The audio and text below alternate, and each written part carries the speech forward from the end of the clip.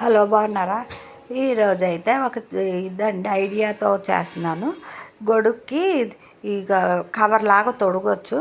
ఇది వర్షం పడినప్పుడు తీసుకొని మళ్ళీ పక్కన పెట్టేసి దుమ్ము పడకుండా అంతా బాగుంటుంది.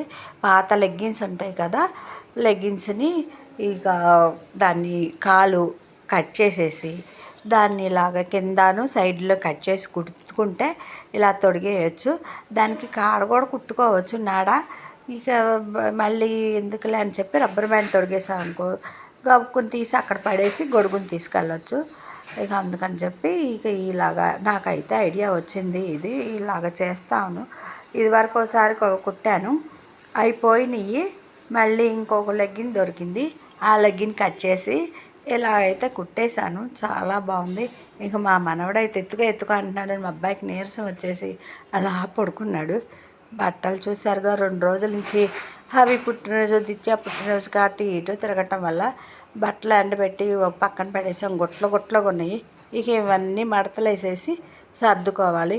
ఒక్కొక్కటి మడత వేసుకుంటున్నాను. ఇక మా అవినాన్న అయితే లాగేసుకొని నేను తీస్తా వీడియోలని అటు ఇటు తిప్పేస్తున్నాడండి. అసలు ఏది చూపించట్లేదు. అసలు గోల పెడుతున్నాడు. ఇవ్వమని ఫోను. లైన్ స్వామి పాటలు పెట్టుకుంటానంటాడు. యూట్యూబ్ ఓపెన్ చేస్తే చాలు పాటలు పెట్టేసుకొని చూస్తూ ఉంటాడు. ఇక చూసారుగా బట్టలు ఎంత గుట్లు ఉన్నాయో. ఇక అన్నీ మడతలేసి సర్ది పక్కన పెట్టుకున్నాను. ఇంక మా కోడలు అయితే మా మనవడిని దించి తను ఎక్కి తొక్కుతుంది స్కూటీని. తను చిన్నపిల్ల అయిపోయింది. మా నాన్న అయితే వాళ్ళ నాన్న సంకన ఉన్నాడు. ఇక ఎత్తుకొని నిద్రపుచ్చాలంట. ఈలోపు తను ఎక్కి తొక్కుతుంది. చూసారుగా ఎంత చిన్నపిల్ల అయిపోయిందో. బాగుంది కదా, చాలా క్యూట్గా నడుపుతుంది బండిని. ఇక మా కోడలు అయితే ఆర్డర్ పెట్టేసింది చాకులు. ఎన్ని చాకులున్నా అసలు తెగట్లేదండి. మా పెద్దమ్మాయి కూడా వచ్చినప్పుడల్లా ఏదో ఒకటి తీసుకొస్తానంటే చాకులు కొనిస్తుంది.